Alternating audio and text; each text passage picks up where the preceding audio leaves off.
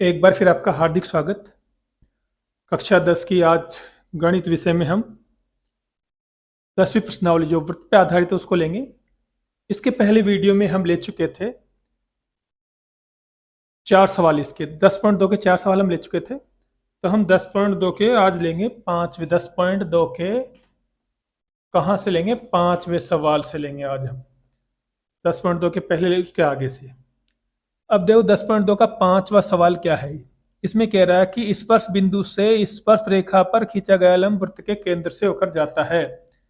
सवाल को समझो। जैसे स्पर्श बिंदु से ये वृत्त है कोई, ठीक है ना, इस पे हमने खींच दी स्पर्श रेखा। ये स्पर्श रेखा खींची, मान लो ये एक्स वाई है। स्पर्श रेखा का ये स्पर्श बिंदु है ये पी। यहां से खींची गई लंब, ये लंब खींच दी हमने ओपी, ये इसके केंद्र से होकर जाती है। क्या सवाल क्या कह रहा है? सिद्ध करो किसी वृत्त के जो स्पर्श रेखा है उसके स्पर्श बिंदु से आप क्या डालते हो, कोई लंब डालते हो तो वो उसके केंद्र से होकर जाती है क्या? ये सवाल है, ठीक है ना। तो सवाल के हिसाब से मैंने चित्र बना दिया। ये स्पर्श रेखा के स्पर्श बिंदु से खींचा गया लंब उसके केंद्र से होकर जाता है कि ये सवाल है। तो सबसे पहले देखो, हमें ना जो भी सवाल सिद्ध करने वाला है उसमें 4 स्टेप में सवाल करना होता है। ये सबसे नहीं, सबसे पहले लिखना है दिया हुआ है। सबसे पहले लिखो दिया है। अब सवाल में क्या दिया हुआ है, या तो तुम सवाल को अच्छी तरह समझो, उसकी भाषा को समझो और अपनी भाषा में लिख दो। जैसे कि सवाल में क्या दे रखा है, एक स्पर्श रेखा नहीं, एक्स वाई क्या है, स्पर्श रेखा। स्पर्श रेखा। अब देखो उसने केवल स्पर्श रेखा कह रखी है, हमें नाम तो हम नहीं दिया। एक्स वाई तो स्पर्श रेखा है और ये पीओ क्या है, इस एक्स वाई पर लंब है। ये लंब सवाल में कह रखा है तथा पीओ लंब है। ये उल्टा टी होता है ना, किसका चिन्ह होता है, ये लंब का। पीओ लंब है किस पर, एक्स वाई पर। ये चीज दी हुई है। तो सवाल में क्या दे रखी है कि ये एक्स वाई है ना, ये एक्स वाई स्पर्श रेखा है। और दूसरा पीओ लंब, पीओ लंब यानी 90 डिग्री। ये उल्टा टी किसका चिन्ह होता है, लंब का।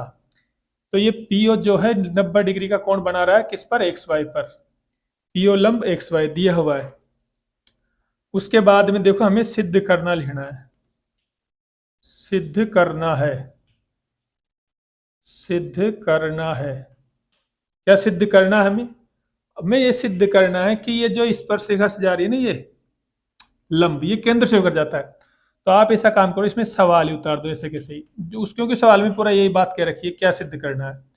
सवाल को ऐसे कैसे उतार दो कि भाई हमें क्या सिद्ध करना, पर सिद्ध करना डबल बार मत उतारना। सिद्ध करना यहाँ भी लिखा हुआ, तुम उसमें भी लिखो, उतार दो कि सिद्ध करो की। सिद्ध करो की को आगे से उतार देना कि भाई जो स्पर्श रेखा के स्पर्श बिंदु से जो डाला गया लंब उसके केंद्र से होकर जाता है। आप उस सवाल में ऐसे कैसे उतार दो, सिद्ध करो की को हटाकर बाकी को ना। रचना इसमें हम कुछ कर रहे नहीं है। इसमें एक पॉइंट आता है रचना, इसमें हम कुछ रचना करेंगे नहीं। फिर आता अगला पॉइंट इसमें उपपत्ति।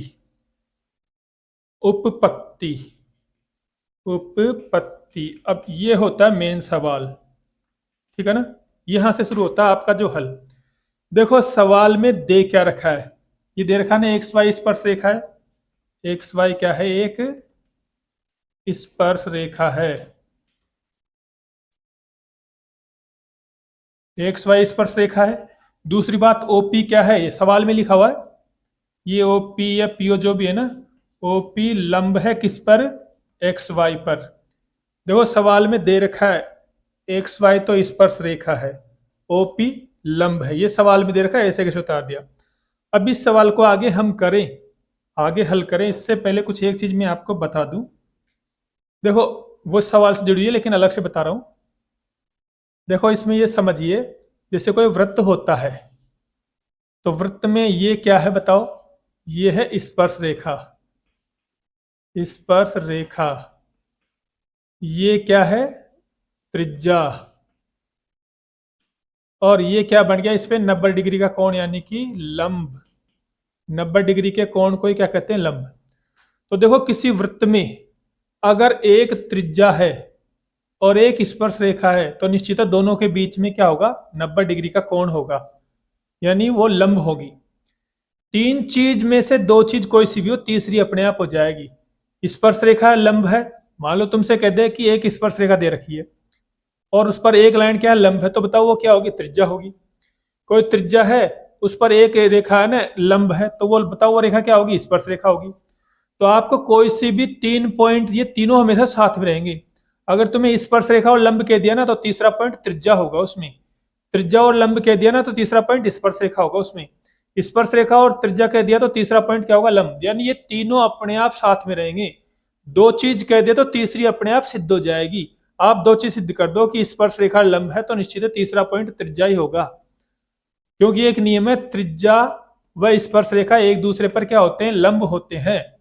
त्रिज्या और स्पर्श रेखा लंब, यानी तीनों पॉइंट एक साथ रहेंगे। ऐसे नहीं कि स्पर्श रेखा आ जाए त्रिज्या आ जाए तो लंब नहीं होकर कुछ और हो जाएगी, नहीं, तीनों एक साथ होंगे। तो हम इस सवाल पे आते हैं। ये स्पर्श रेखा है, ये ओपी लंब है, तो बताओ इसमें तीसरा पॉइंट कौन सा बच गया। एक स्पर्श रेखा है, ये ओपी लंब है, तो लंब है ना, तो हमको पता है, तो ये ओपी फिर क्या हो जाएगी, थोड़ा मैं इधर इधर कर देता हूं इसको, यहाँ लाइन खींच देता हूँ ना, ये इसके नीचे है, मेरे यहाँ नीचे जगह नहीं इसलिए मैं बगल में कर रहा हूँ। तो बताओ ये ओपी क्या होगी, बताओ। अरे ये एक्स वाई स्पर्श रेखा है, ये 90 डिग्री भी है, ये लंब है, ये ओपी, तो ये ओपी क्या होगी फिर, देखो तीन के जोड़े में देख लो, स्पर्श रेखा और लंब हो तो निश्चित है ये क्या होगी, त्रिज्या होगी। ओपी क्या होगी, त्रिज्या होगी। ओपी, इसको थोड़ा और लिख दो पूरा, ओपी वृत्त की त्रिज्या होगी, ओपी वृत्त की त्रिज्या होगी,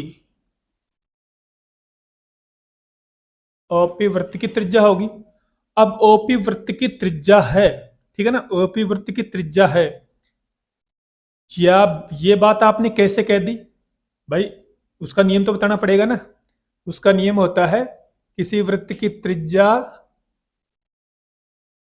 व स्पर्श रेखा रेखा आपस में क्या होते हैं, या इसे लिख दो, रेखा एक दूसरे पर लंब बनाते हैं, ठीक है ना। हमने त्रिज्या तो कह दी पर नियम बताना पड़ेगा ना भाई, ये स्पर्श रेखा है, ये लंब है, तो निश्चित ओपी क्या होगी, वृत्त की त्रिज्या होगी। ये चीज हमने किस नियम से की, ये नियम है प्रमेय, ये कि त्रिज्या व स्पर्श रेखा एक दूसरे पर क्या बोलती है, लंब। यानी त्रिज्या है, स्पर्श रेखा है तो लंब होगा, स्पर्श रेखा लंब है तो क्या होगी, त्रिज्या होगी। अब सुनो, कोई ये वृत्त की त्रिज्या है, तो त्रिज्या तो हमको पता कहाँ होके जाती है, बताओ। अगर ओपी वृत्त की त्रिज्या है तो ये कहाँ होके जाएगी, अतः ओपी वृत्त के केंद्र से होकर जाएगी, केंद्र से होकर जाएगी, ठीक है ना। दोबारा सुन लो पूरी कोई, देखो सवाल कह रहा है कि भाई एक कोई वृत्त है, ये वृत्त है, उसकी स्पर्श रेखा के स्पर्श बिंदु से आपने कोई लंब डाला, तो बताओ वो केंद्र से होकर जाएगा क्या। तो अब सवाल में आपको पहले कोई सा भी सिद्ध करने वाला है, आपको सबसे पहले लिखना दिया हुआ है। दिया हुआ क्या दिया हुआ है कि एक्स वाई एक स्पर्श रेखा दे रखा चित्र में, हमको पता है, और पीओ क्या, ये ना इस पे लंब है। ये ऐसे नहीं दे रखा सवाल में, हिंदी दे रखी हमने, ये पीओ वगैरह हमने अपनी तरफ से लिखे भाई, उसने स्पर्श रेखा कह रखी है, लंब कह रखा है, हमने उनके नाम लिख दिए। सिद्ध क्या करना है, सिद्ध करना है कि ये जो स्पर्श बिंदु से जो जा रही है ना ये रेखा, ये लंब, ये उसके केंद्र से होकर जाएगी क्या। तो आप उसकी हिंदी उतार दो सवाल की, सिद्ध करना को छोड़ के। रचना यानी हम अपनी तरफ से कुछ कर रहे नहीं है। उपपत्ति मेन सवाल, दोबारा वो लिख दो, इसमें सवाल में दे क्या रखा, देखो एक्स वाई स्पर्श रेखा है ना, एक्स वाई स्पर्श रेखा है और ओपी लंब है एक्स वाई पर, ये दोनों उतार दी। अब मैंने आपको तीन चीज बताई थी, अगर एक स्पर्श रेखा हो, एक लंब हो, तो तीसरा पॉइंट क्या होता है, फिर वो त्रिज्या ही होगी। तीन का जोड़ा बताया था शुरू में, त्रिज्या स्पर्श रेखा लंब, इसमें से दो चीज आ जाए तो तीसरी चीज अपने आप हो जाती है। ये स्पर्श रेखा है, ओपी लंब है किस पर, तो फिर ये ओपी क्या होगी, वृत्त की त्रिज्या होगी। लेकिन आपको ये नियम भी बताना पड़ेगा कि ये नियम क्या है, त्रिज्या व स्पर्श रेखा एक दूसरे पर लंब होती है, इस आधार पर हमने इसको त्रिज्या कहा। अब अगर किसी वृत्त की त्रिज्या है तो वो तो आपको पता कहाँ होके जाती है, वो तो हमेशा वृत्त के केंद्र से होकर ही जाएगी। और यही तो हमको सिद्ध करना है कि ये नहीं, ये लंब इसके केंद्र से होकर जाएगा क्या। अरे जो ये लंब कह रहे हैं ना, ये लंब क्या है, वृत्त की त्रिज्या है, और त्रिज्या तो वृत्त के केंद्र से होकर जाएगी ही जाएगी। तो ये आपका 10.2 का कौन सा सवाल हो गया, पांचवा सवाल। अब हम देखते हैं 10.2 का छठा सवाल। 10.2 का सवाल नंबर 6, छठा सवाल देखिए। इसमें छठा सवाल क्या कह रहा है, छठा सवाल कह रहा है कि एक बिंदु ए से जो एक वृत्त के केंद्र से 5 सेमी की दूरी पर है, वृत्त पर स्पर्शरेखा की लंबाई 4 सेमी है, तो वृत्त की त्रिज्या ज्ञात करो। एक बिंदु ए से, ये कोई वृत्त है, ये देखो सवाल को समझो, ये है वृत्त, इसके भी कोई बिंदु ये ए है यहाँ पे, है ना, ये बिंदु ए है। यहां से केंद्र की दूरी कितनी दे रखी उसने, यहां से केंद्र की दूरी दे रखी कितनी, 5 सेंटीमीटर। केंद्र ओ की दूरी दे रखी है 5 सेंटीमीटर, और स्पर्श रेखा की लंबाई कितनी दे रखी है, 4 सेंटीमीटर। ठीक है ना, एक बार देख लेते हैं। देखो कि भाई जैसे किसी एक वृत्त के बिंदु ए से, जो वृत्त के केंद्र से कितनी दूरी पर है, 5 सेमी की दूरी पर है, वृत्त की स्पर्शरेखा की लंबाई कितनी है, 4 सेमी है, तो बताओ वृत्त की त्रिज्या क्या होगी। ठीक है ना, केंद्र से दूरी 5 सेमी हो गई, स्पर्शरेखा हो गई 4 सेमी, तो बताओ त्रिज्या क्या होगी। ठीक है, ऐसा सवाल हम पहले भी कर चुके हैं, है ना, कोई नई बात नहीं है। देखो ये पूछ रहा हमें स्पर्शरेखा की लंबाई दे रखी 4 सेमी, केंद्र से दूरी दे रखी है कितनी, 5 सेमी, तो हमें निकलवा रहा है ये त्रिज्या यानी ओपी। तो देखो वही हमको पता है, ये क्या है, वृत्त की त्रिज्या है, और ये क्या है, स्पर्श रेखा। इसका मतलब ये वाला कोण क्या होगा, 90 डिग्री, अर्थात कोण क्या नाम है इसका, O P A. O P A, कोण ओ पी ए बराबर क्या होगा, 90 डिग्री होगा ना। हमने कैसे कह दिया 90 डिग्री, हमको पता त्रिज्या व स्पर्श रेखा के मध्य कोण क्या होता है, समकोण। त्रिज्या व स्पर्श रेखा के मध्य का कोण समकोण होता है। अरे हम वो बोलते हैं ना, वो प्रमेय, त्रिज्या व स्पर्शरेखा एक दूसरे पर क्या होती है, लंब, वही बात है, लंब मतलब समकोण। त्रिज्या व स्पर्श रेखा एक दूसरे पर लंब होती है, ऐसे कहो, चाहे त्रिज्या व स्पर्श रेखा के मध्य में कितना कोण होता है, समकोण होता है, लंब यानी समकोण। इसलिए हमने लिख दिया कि ये 90 डिग्री है। तो इसका मतलब तो ये त्रिभुज कौन सा हो गया, इसलिए त्रिभुज जो है ना ये ओपीए, ओपीए एक क्या होगा, समकोण त्रिभुज, एक समकोण त्रिभुज होगा। अब अगर ये समकोण त्रिभुज है तो इसमें तो वही लगेगी कौन सी, पाइथागोरस प्रमेय, इसलिए पाइथागोरस प्रमेय लगा दो, पाइथागोरस प्रमेय।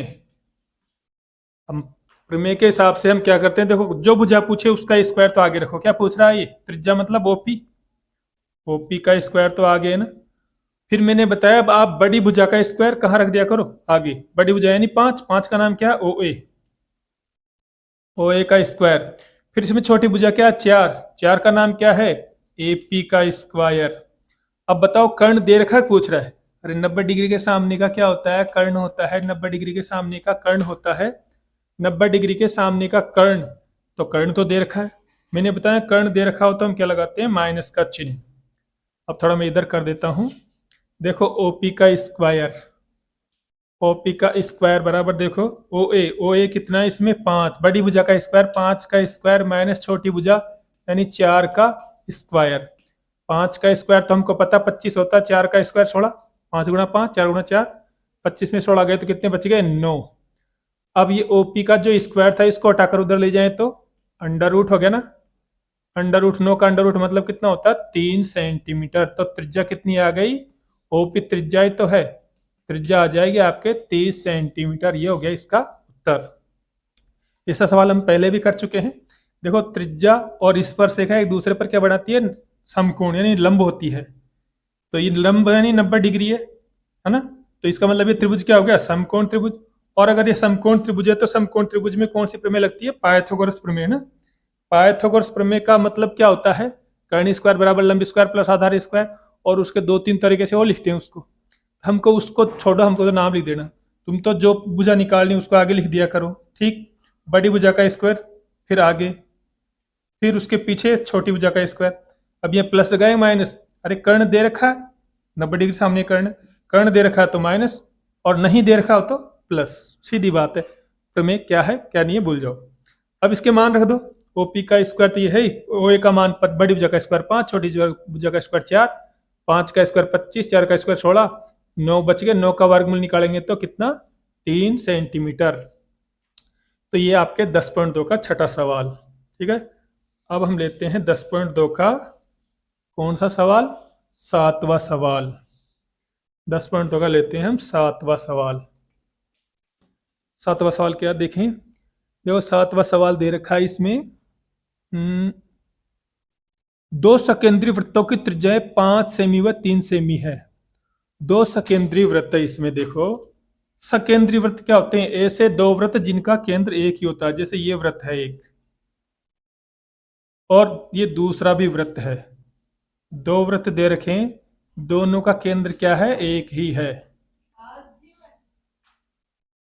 दो वृत्त जिनका केंद्र क्या है, एक ही है। दो वृत्त जिनका केंद्र एक ही, उन्हें क्या कहते हैं, सकेंद्रीय वृत्त। ठीक है ना, सकेंद्रीय वृत्त। अब इनकी त्रिज्या कितनी दे रखी है, देखो एक की त्रिज्या तो कितनी है 5 और एक की त्रिज्या कितनी है 3। तो देखो छोटे वृत्त की त्रिज्या तो कितनी हो गई 3 सेमी और बड़े वृत्त की त्रिज्या कितनी हो गई 5 सेमी। तो 3 सेमी और 5 सेमी ये त्रिज्याएं दे रखी है। और क्या पूछ रहा है, देखो इसमें बड़े वृत्त की उस जीवा की लंबाई ज्ञात कीजिए जो छोटे वृत्त को स्पर्श करती है। बड़े वृत्त की जीवा, देखो अगर ये बाहर से लेंगे ना ये एक लाइन, तो ये बड़े वृत्त के लिए तो क्या मानी जाएगी, जीवा। जैसे दो, ये एक वृत्तीय है एक वृत्तीय है। अब यह हम कहते हैं अगर ये नहीं होता यहाँ पे वृत्त, तो इसके लिए तो क्या मानी जाती है, बड़े वृत्त की जीवा होगी ना, लेकिन छोटे वृत्त को स्पर्श कर रही है, इससे छोटे के लिए क्या होगा, ये स्पर्श रेखा। तो ये कह रहा है बड़े वृत्त की तो क्या हो, जीवा हो, और छोटे वृत्त की क्या है, वो स्पर्श रेखा। तो उसकी लंबाई क्या होगी, मैं इसको ए बी मान लेता हूं, इसको पी और ये केंद्र ओ। दोबारा समझ लो सवाल को, ये कह रहा है दो सकेंद्रीय वृत्त है, ठीक है, उसमें एक छोटे वृत्त की त्रिज्या 3 सेमी है, बड़े वृत्त की त्रिज्या क्या है 5 सेमी। ठीक है, अब इनके अंदर एक जीवा है, जो बड़े वृत्त की तो जीवा है, बड़े वृत्त की जीवा, छोटे वृत्त की क्या मानी जाएगी, वो स्पर्श रेखा। तो बताओ उसकी लंबाई क्या होगी, यानी हमें इस जीवा, जो बड़े वृत्त के लिए जीवा, छोटे वृत्त के लिए स्पर्श रेखा, इसकी लंबाई निकालनी है। अब देखते हैं, देखो छोटे वृत्त के हिसाब से लो, पहले छोटे वृत्त के हिसाब से ये त्रिज्या है ना, ठीक है, और ये क्या हो गई उसके हिसाब से स्पर्श रेखा। छोटे वृत्त के हिसाब से बात कर रहे हैं अभी हम, ये है त्रिज्या और ये है स्पर्श रेखा। तो हमको पता है त्रिज्या व स्पर्श रेखा में कितने डिग्री कोण होता है, 90 डिग्री समकोण। त्रिज्या व स्पर्श रेखा एक दूसरे पर लंब होते हैं या समकोण बनाते हैं, बात एक ही है। तो ये वाला कोण क्या हो गया, कोण ए पी ओ बराबर 90 डिग्री। कोण ए पी ओ बराबर क्या है, 90 डिग्री। किस आधार पे लिख दिया हमने, अरे त्रिज्या व स्पर्श रेखा एक दूसरे पर समकोण बनाते हैं, समकोण बनाते हैं लिखो, चाहे लंब है लिखो, बात एक ही, समकोण बनाते हैं, समकोण बनाते हैं या लंब है, एक ही बात है। ठीक है, तो 90 डिग्री इसका मतलब ये क्या हो गया एपीओ, इसलिए त्रिभुज एपीओ क्या हो जाएगा, एपीओ एक समकोण त्रिभुज आएगा ना, एक समकोण समकोण त्रिभुज होगा। ये एक 90 डिग्री है, इसका एक कोण, तो समकोण त्रिभुज हो गया। समकोण त्रिभुज है तो हमको पता हुआ लगानी पड़ेगी फिर पाइथागोरस में, पाइथागोरस में लगानी पड़ेगी। और पाइथागोरस में हमको पता है क्या, अरे एक भुजा तो वो लिख लो, जो पूछ रहा क्या पूछ रहा बताओ, ये एपी पूछ रहा है ना, एपी, उसका स्क्वायर तो पहले रख दो। अब बड़ी भुजा का स्क्वायर आगे रखो, बड़ी भुजा यानी 5 का स्क्वायर यानी कि एओ का स्क्वायर आगे रखो, छोटी भुजा यानी 3 का स्क्वायर यानी ओपी का स्क्वायर पीछे रखो। अब देखो 90 डिग्री के सामने का कर्ण दे रखा है तो माइनस रखना है, रख दो। एओ की थोड़ा इधर कर देता हूं मैं, है ना, ए देखो एपी का स्क्वायर, एपी का स्क्वायर बराबर देखो बड़ी भुजा यानी कि 5 का स्क्वायर छोटी भुजा यानी कि 3 का स्क्वायर, बीच में चिन्ह किसका, माइनस का। 5 का स्क्वायर 25, 3 का स्क्वायर 9, कितना 16 बच गया ना। तो ए पी का स्क्वायर को उधर ले जाओगे तो क्या हो जाएगा, ये अंडर रूट 16 का अंडर रूट क्या होता है, 4 सेमी। ठीक है ना, ये तो 4 सेमी तो यहां तक आई। अब एक चीज देखो, एक प्रमेय है कि भाई जैसे कोई वृत्त है, उसके केंद्र से इसके अंदर कोई जीवा है, उस पर लंब डाल दें हम तो उसके 2 बराबर टुकड़े कर देती है। केंद्र से जीवा पर डाला गया लंब उस जीवा को 2 बराबर भागों में तोड़ देता है, समद्विभाजित करता है।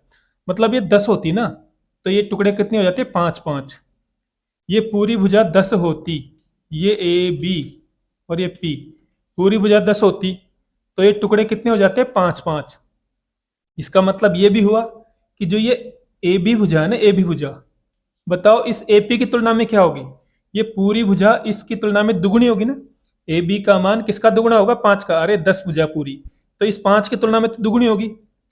तो देखो यहां पे, अब यहीं पे देखो आप, जो ये ए बी है, ये ए बी, ये ए बी क्या होगी, इस ए पी की तुलना में बताओ दुगनी होगी ना।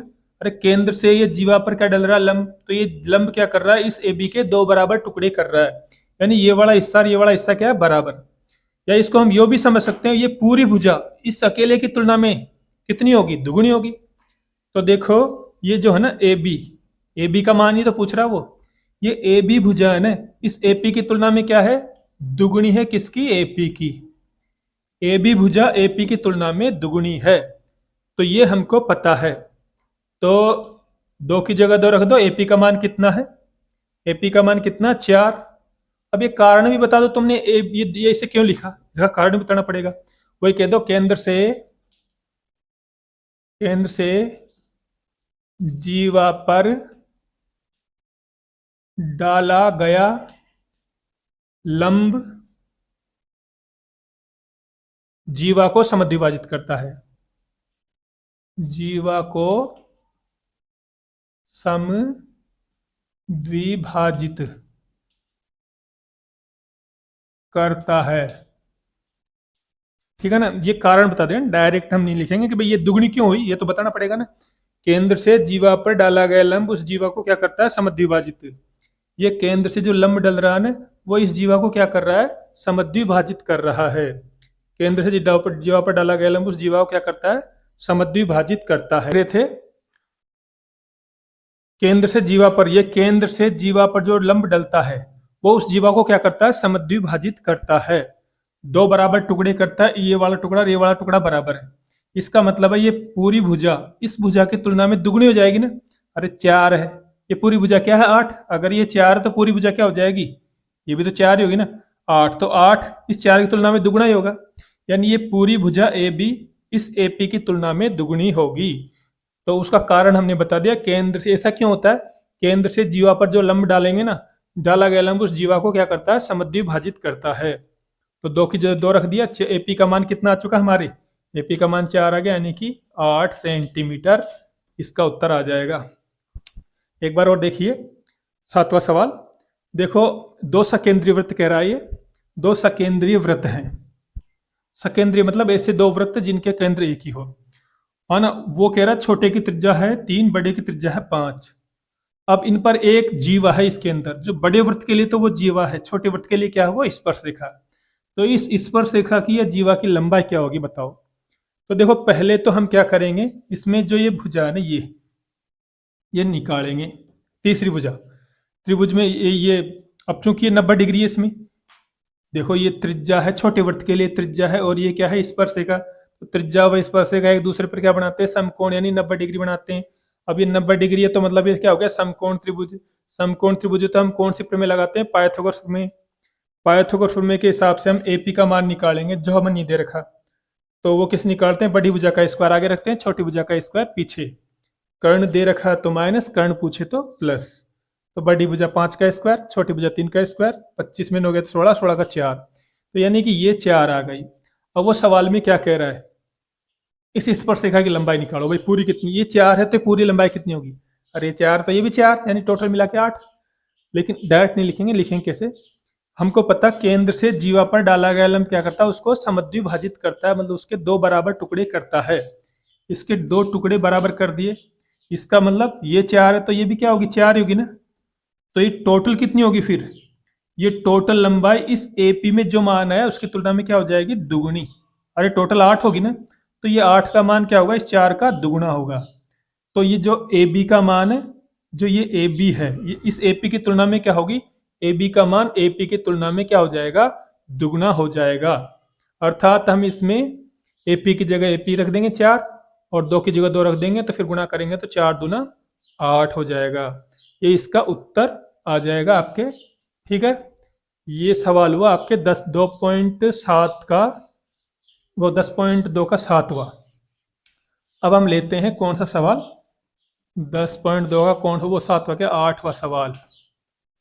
8वां सवाल देखिए क्या है, 8वां, मेरा 8वां सवाल देखते हैं।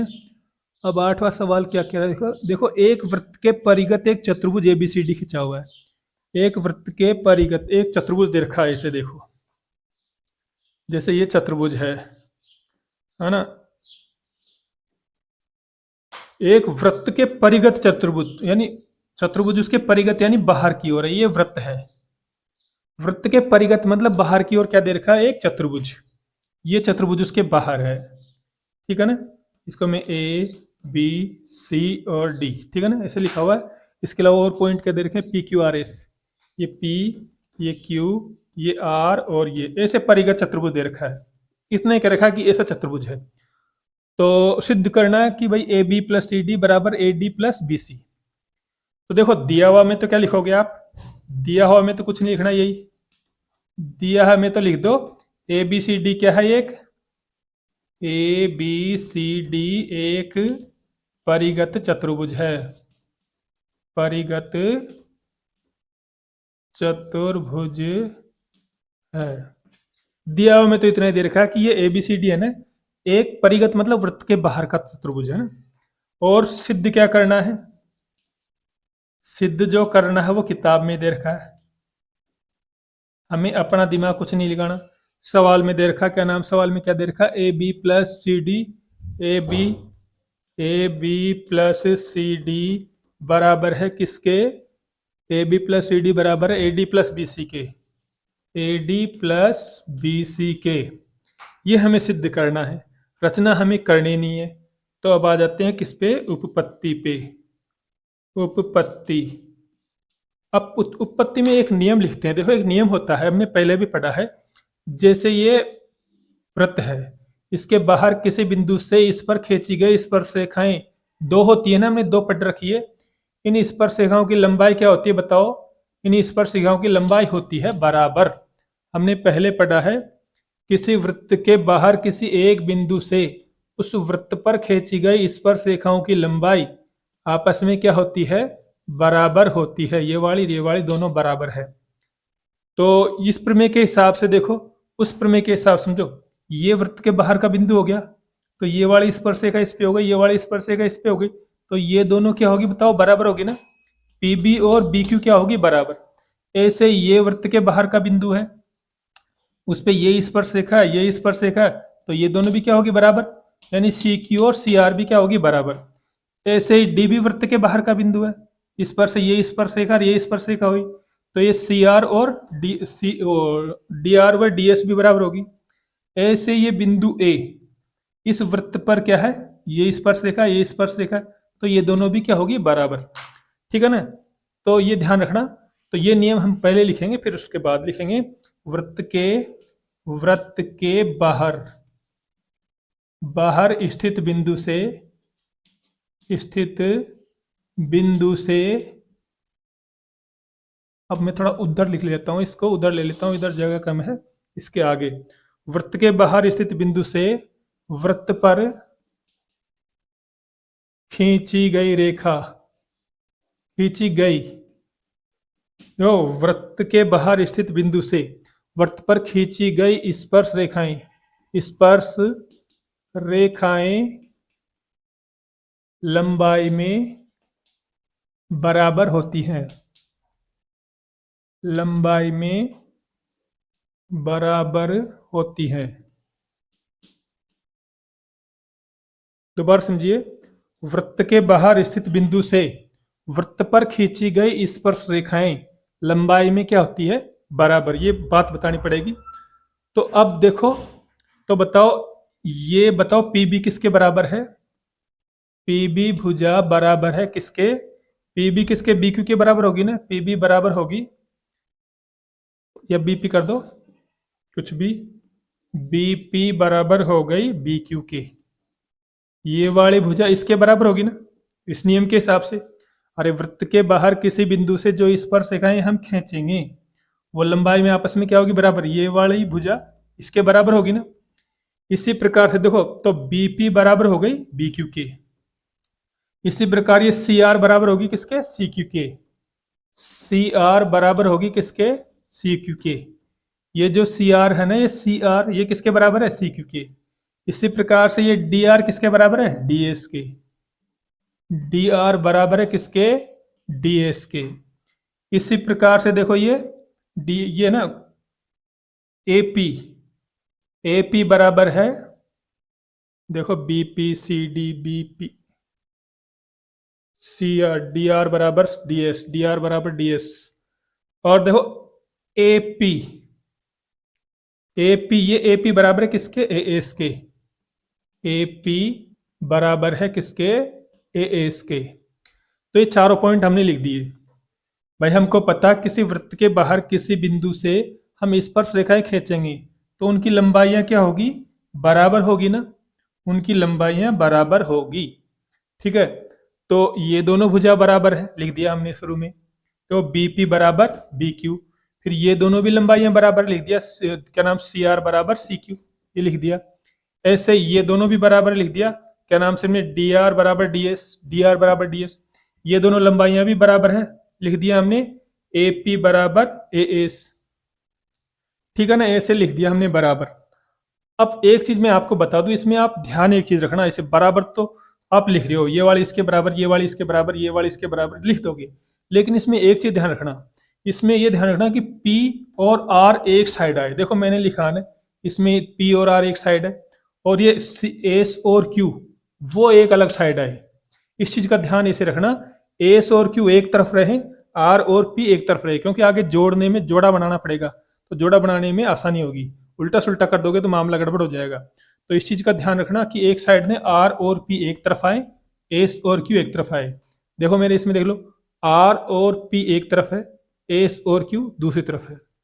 अब इनको जोड़ दो समीकरण में, 1 2 3 4, 1 2 3 4 को जोड़ने पर समीकरण इधर कर देता हूं, समीकरण 1 2 3 व 4 को जोड़ने पर, 4 को जोड़ने पर जोड़ दो, इधर का इधर उधर का उधर। देखो BP plus C R plus D R plus A P, ये जोड़ दिया। अब ऐसे इनको जोड़ दो, बराबर B Q plus C Q plus D S plus A S, ठीक है ना।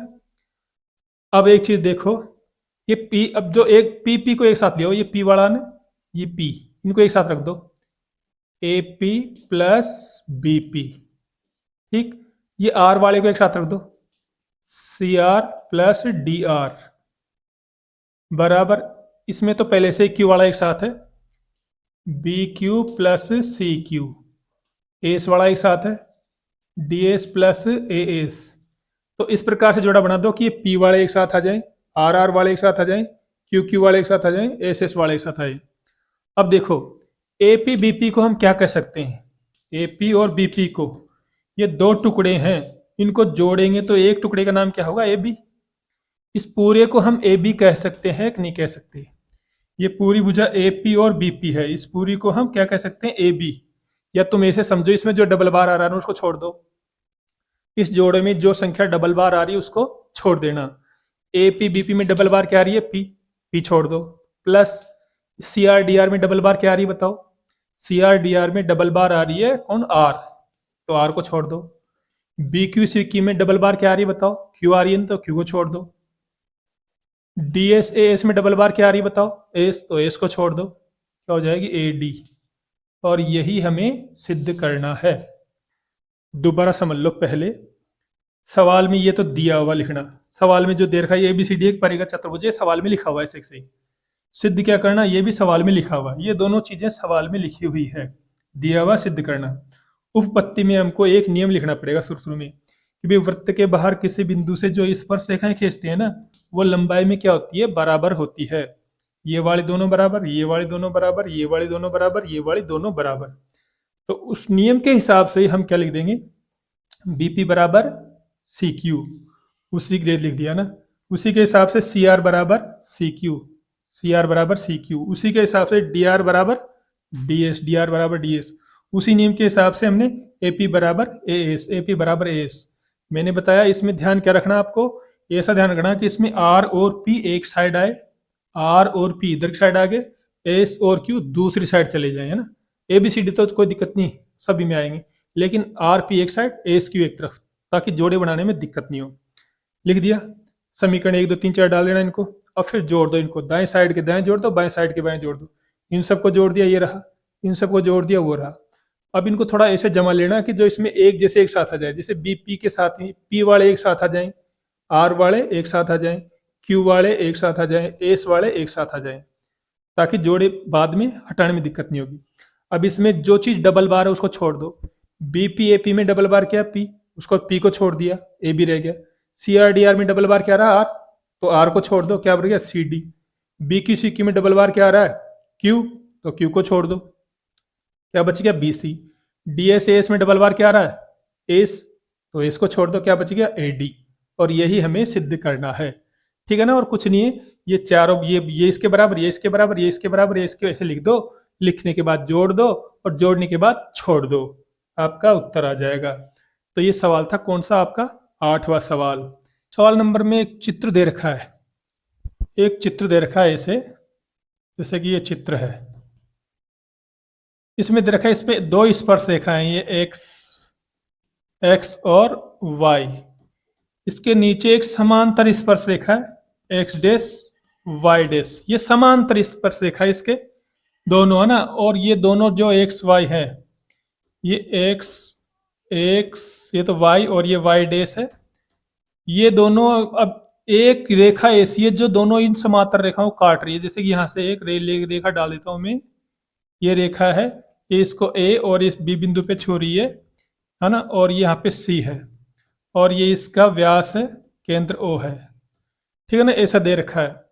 दूसरी बात इसमें दे रखा कि आपको ये मान निकालना है, क्या नाम से, ए ओ बी, ये कोण ए, ये ओ और ये बी, ये वाला मान निकालना है। ए ओ बी मतलब ये वाला कोण 90 डिग्री है क्या, ये सिद्ध करना है हमको। ऐसा चित्र आपको किताब में दिया हुआ है, ठीक है ना, ऐसा चित्र आपको किताब में दे रखा है, और 90 डिग्री है क्या, ये ए ओ बी का मान हमें सिद्ध करना है। दोबारा चित्र को समझ लो, पहले सवाल समझना जरूरी है। दो समांतर स्पर्श रेखाएं, एक तो ये और एक ये, ठीक है। इसमें से एक रेखा है ये ए बी, जो इस एक्स वाई को तो कहाँ पे काट रही है, ए बिंदु पर, और एक्स डैश वाई डैश को बी बिंदु पे काट रही है, ठीक है ना। और हमें ये सिद्ध करना है कि ये ए ओ बी, इसका मान 90 डिग्री है क्या, ये हमें सिद्ध करना है, ठीक है ना, ये उत्तर लाना है। तो देखो दिया हुआ में तो हम क्या लिखेंगे, दिया में तो हम सवाल में जो है ना वही लिख दो, ऐसे कैसे, सिद्ध करना छोड़ देना, बाकी ऐसे कैसे उतार देना। उसमें यही चीजें दे रखी है, दो समांतर रेखाएं ये ऐसे काट रही है ना, जो सवाल है उसी के अंदर तो ऐसे कैसे उतार देना। सिद्ध करना भी किताब में दे रखा है, सिद्ध करना है, ये किताब में दे रखा है। क्या क्या सिद्ध करना कि कोण ए ओ बी बराबर 90 डिग्री है क्या, ए ओ बी का मान 90 डिग्री है क्या, ये सिद्ध करना है। थोड़ी बहुत रचना इसमें करनी पड़ेगी, थोड़ी रचना करनी पड़ेगी हमको, कि ओ को सी से मिलाया, ओ को सी से मिलाया, ये हमको रचना करनी पड़ेगी, ठीक है ना। अब इस पे आ जाते हैं, अब उपपत्ति, चौथी स्टेप आपको बतानी है, उपपत्ति। तो देखो दिया हुआ सवाल में लिखोगे, सिद्ध करना ये भी सवाल के अंदर लिखा हुआ है, रचना हमको इसको उसी को मिलाना पड़ेगा। चित्र आपको सवाल में देगा, चित्र बनाना नहीं है आपको कुछ भी, आपको सवाल में मिलेगा ये चित्र, है ना। तो उत्पत्ति में देखो, उत्पत्ति आप हल करो, इससे पहले मैं आपको बता दूं आपको करना क्या है। देखो मैं एक तो ये त्रिभुज दिख रहा है आपको ये वाला, और एक त्रिभुज दिख रहा है ये पी है, शायद ये क्यू है, देख लेता हूं मैं एक बार, पी क्यू, है ना। तो तुम क्या करना, एक तो इस त्रिभुज को और एक इन दोनों को सर्वांग सम कर देना, फिर इन दोनों को क्या कर देना, सर्वांग सम में। इसका नंबर डालता हूँ, 1 नंबर, 2 नंबर, 3 नंबर, 4 नंबर। ये कोण है, कोण एक, कोण एक, कोण दो, कोण तीन, कोण चार, ठीक है ना। तो इन दोनों को क्या करना, तुम सर्वांग सम करना सिद्ध। फिर इन दोनों, जब ये दोनों सिद्ध हो जाएंगे सर्वांग सम, तो ये दोनों तो फिर अपने आप ही हो जाएंगे। सर्वांग सम कैसे करोगे, देखो ये उभयनिष्ठ रेखा है ना, ये उभयनिष्ठ बीच में ओ बी, जो ये ओ बी है, ये ओ बी उभयनिष्ठ दोनों में काम आ रही है। ये एक ही वृत्त की क्या है, त्रिज्याएं हैं, है ना। एक ही वृत्त की त्रिज्याएं भी आपस में बराबर होती है। ये वृत्त के बाहर किसी बिंदु से खींची गई क्या है, स्पर्श रेखाएं हैं।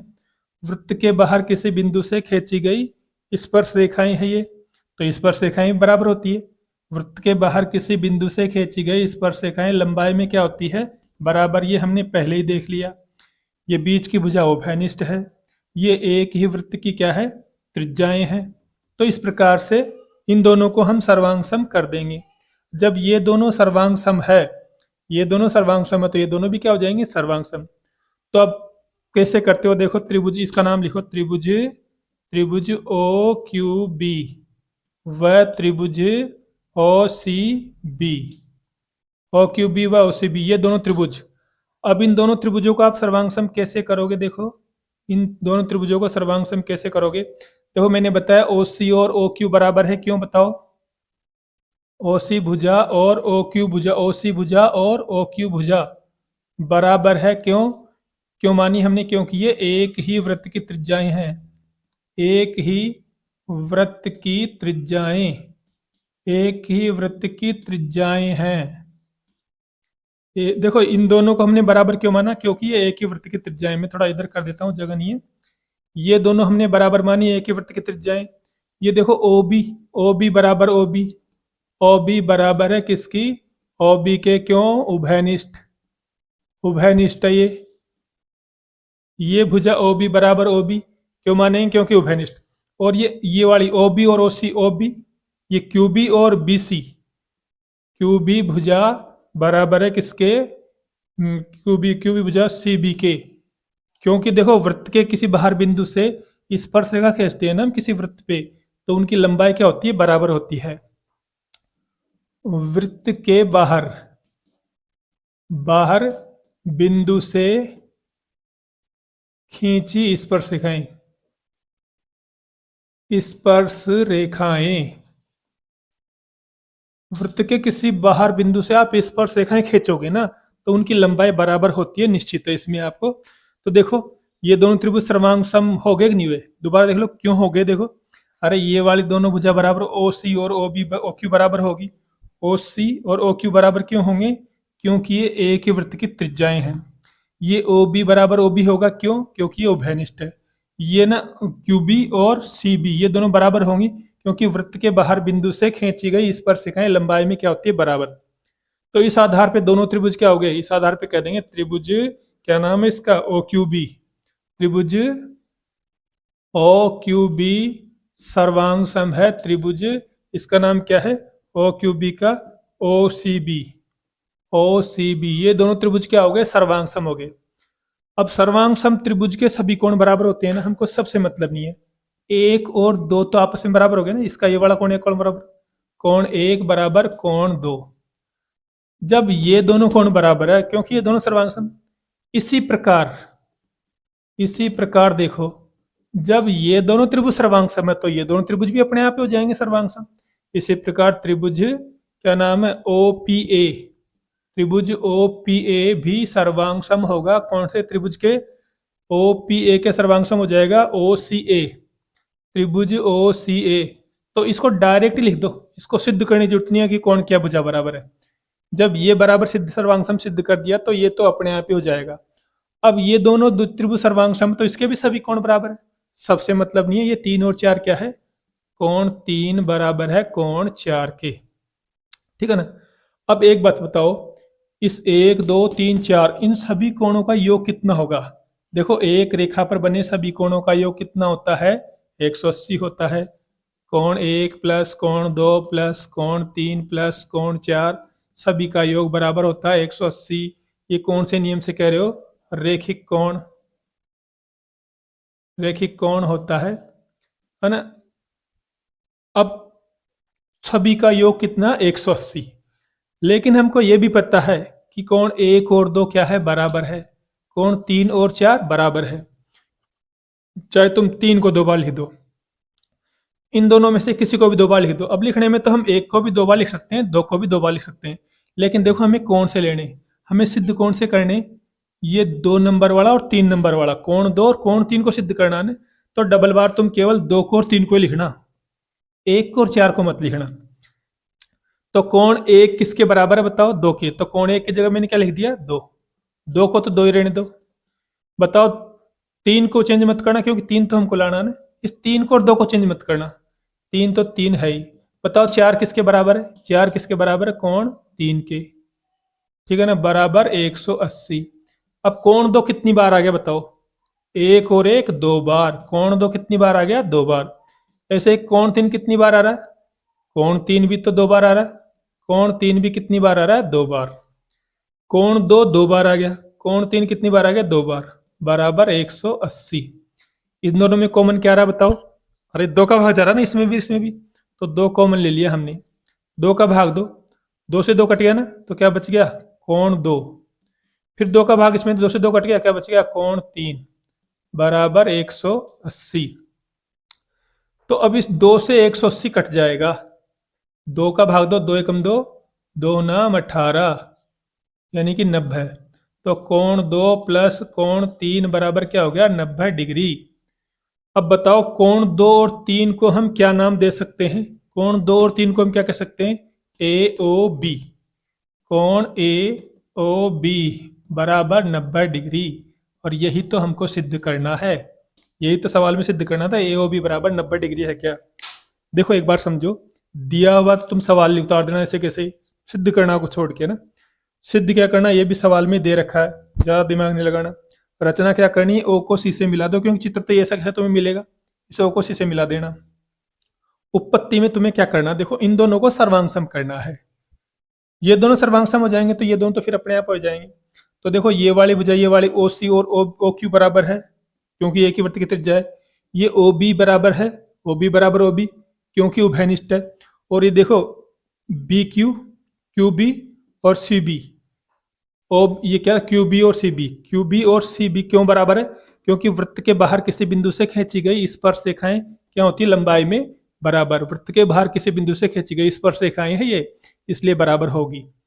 तो 3 भुजा बराबर होगी, इसका मतलब ये दोनों त्रिभुज क्या हो गए? सर्वांग सम। अब सर्वांग सम है तो इसके सभी कोण बराबर है, सबसे मतलब नहीं है। ये 1 और 2, इसका कोण नंबर 1, कोण नंबर 1 और 2 आपस में क्या हो गए? बराबर। इसी प्रकार ये दोनों भी क्या हो जाएंगे? सर्वांगसम। डायरेक्ट लिख दो इसके लिए, इसको सिद्ध करने की जरूरत नहीं है। जब ये दोनों सर्वांगसम है तो इसके दोनों कोण भी क्या होंगे? बराबर। अब हमको ये भी पता है इन चारों कोणों का योग क्या होता है? 180 होता है। ठीक है ना, चारों का योगफल क्या होता है? 180। दूसरी बात देखो, 1 और 2 बराबर भी है, 3 और 4 भी क्या? बराबर भी है। तो इनमें से एक को चेंज कर दो, लेकिन चेंज ध्यान रखना 2 को और 3 को मत करना, क्योंकि 2 और 3 को तो हमें क्या करना है? इस कोण को तो सिद्ध करना है। तो 1 किसके बराबर? देखो 1 बराबर है 2 के, लिख दिया, लेकिन 2 को चेंज मत करो, मैंने बताया ना। 3 को भी चेंज मत करना, क्योंकि 3 और 2 को चेंज नहीं करना। 4 किसके बराबर बताओ? 4 बराबर 3 के। अब देखो कोण 2 कितनी बार आ गया? कोण 2 आ गया 2 बार। कोण 3 कितनी बार आ रहा है? कोण 3 2 बार आ रहा है। दोनों में 2 कॉमन ले लिए, तो क्या बच गया? कोण 2 और कोण 3। 2 से 180 को काटोगे तो कितनी बार कट गया? 90 बार। कोण 2 प्लस कोण 3 मतलब 90। इस 2 और 3 को हम क्या नाम दे सकते हैं? ए ओ बी। कोण ए ओ बी बराबर 90 डिग्री। और यही हमें सिद्ध करना है। ठीक है ना, तो ये आपके कुछ सवाल हो गए। वीडियो थोड़ा बड़ा हो गया, इसलिए बाकी चीज़ हम अगले वीडियो में लेंगे। तो जाते जाते चैनल को सब्सक्राइब करना, वीडियो को लाइक करना, यदि वीडियो अच्छा लगे तो सब्सक्राइब जरूर किया करो, अगर पहली बार आप चैनल देख रहे हो तो। ठीक है, धन्यवाद।